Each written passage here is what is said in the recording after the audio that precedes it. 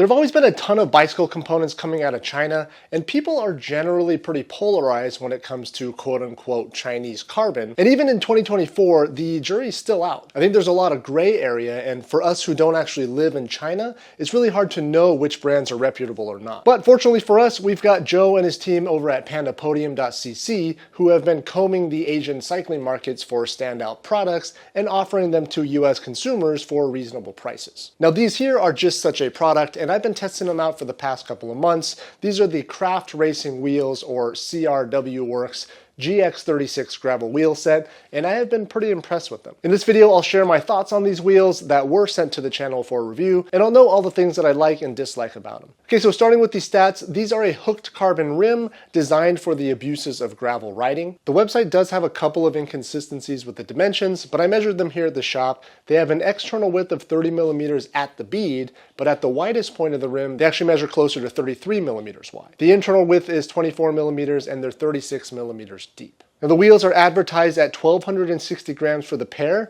which, yes, is crazy light. Now on my scale, the rear wheel weighs in at just about 680 grams, and the front weighs in at just over 580 grams, which is basically spot on with the claimed weight. They feature 24 straight pull CX ray spokes front and rear, and like many modern wheel sets, they use a star ratchet engagement mechanism. Now this is a hub designed by DT Swiss, for which the patent recently expired, which is why many wheel manufacturers are adopting the now open technology, which is arguably better than your traditional Paul style design. On the non-drive side, you will find the standard center lock rotor interface. The free hub interface is available in all the major brands, Shimano, SRAM, and Campy.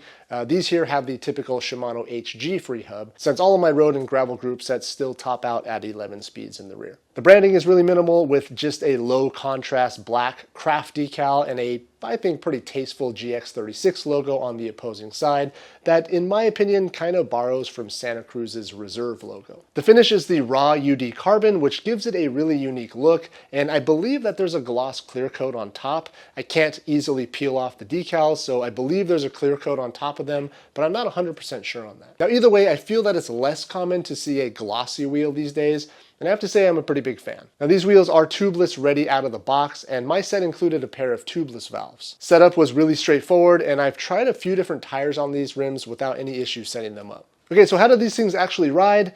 Well, the big headline here is that they're really freaking light. Now I've had them on the Blackheart all-road aluminum for the past few hundred miles, and they've been the only wheel set on this bike. Now the wheel set that I had been running before these were the Logos Epoque gravel wheels, which if you look at the spec sheet are nearly identical to these CRWs. The main difference is that the Logos wheels are about 100 grams heavier at 1,365 grams, still ridiculously light, and I really wasn't able to discern the 100-gram difference while riding. But compared to a stock set of alloy wheels that could easily be close to 2 kilograms, these things make a huge difference in ride feel. They're very quick to spin up, and they make the bike feel more lively and nimble, which is always a good thing. Now, for as light as they are, one might start to question the durability of the carbon rim.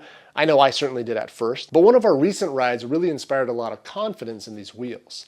It was a local gravel event called Hardman, and some buddies and I were riding the short course for a fun weekend challenge. It was only about 25 miles, but it covered nearly 4,000 feet of elevation. And a couple of the descents were legitimately challenging. They're rocky and fast, plus we were riding in pretty heavy fog at times, so visibility was pretty low. And I can distinctly recall at least 3 instances when I picked a bad line and hit a rock so hard that I felt rim strike rock. Once on the front rim and twice on the rear. Definitely 100% pinch flat territory had I been running tubes, and to my surprise, there was no indication of any damage to these rims. I do remember being pretty concerned, so I checked them when I got home, and they were totally fine. Now, I don't weigh a ton. I'm about 155 pounds on average, so perhaps it wasn't a large enough impulse to crack the rims, but I was very relieved to see that there was no damage and really made me feel pretty confident about the durability of these wheels, despite the low weight. I can also say that after about 250, 300 miles on these wheels, they're still true and the spoke tension is still high. CRW is not new to manufacturing wheels, even though this is their first gravel wheel offering, and their wheel build quality is top notch. Now, this is a part of the video where I'm supposed to bring up any criticisms or any areas for improvement.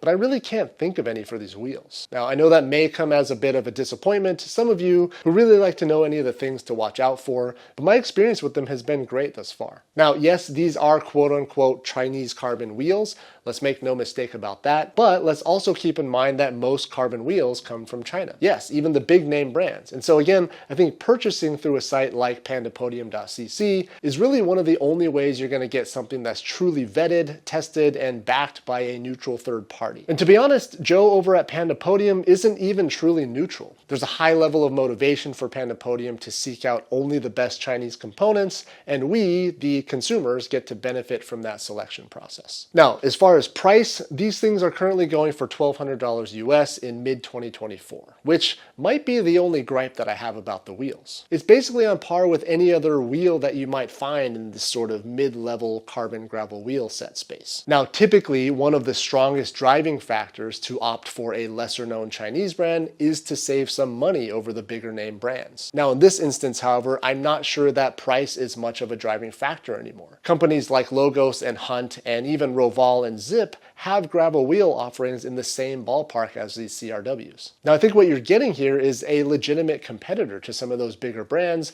and by some metrics, like weight in particular, these are actually superior. So who are these wheels for? Well, they're certainly not for somebody looking for a slick deal on a no-name Chinese brand. CRW, like I mentioned earlier, are not new to the wheel manufacturing game, and they actually have a ton of experience making road wheels in particular. Now, I think these wheels are for someone looking for a solid, high-performing, and super lightweight gravel wheel set that can take some abuse and live to see another day. Again, they're not particularly cheap, but for a high-quality, mid-range carbon wheel set with remarkably low weight, these are priced pretty well. And I think they'll appeal to those looking to minimize weight without sacrificing strength and who are willing to shell out a decent chunk of change for a solid quality wheel set. Okay, well, that's going to do it for this one. If you have any questions about my experience with these wheels so far, feel free to drop them down below and we'll do our best to get back to as many as we can. Thanks again for watching and thanks for subscribing to the channel if you haven't already.